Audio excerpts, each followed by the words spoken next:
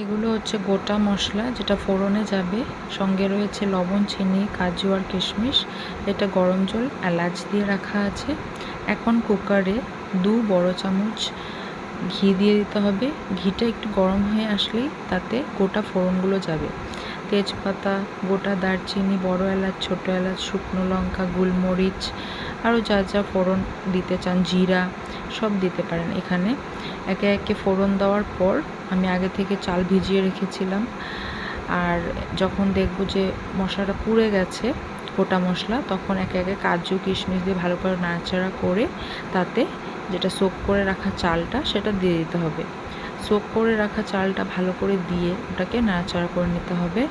আর তারপর যখন ভালো করে মিক্স হয়ে যাবে তখন লবণ একটু দিয়ে আরেকটু মিক্স করে আমাদের জলটা দিয়ে দিতে হবে, এলাচ দিয়ে যে জলটা। তারপর ভালো করে এটাকে নাড়াচাড়া করতে হবে। তারপর মিডিয়াম আঁচে ঢাকা দিয়ে রাখতে হবে। একটা সিটি দেওয়ার পর পোলাও রেডি হয়ে যাবে।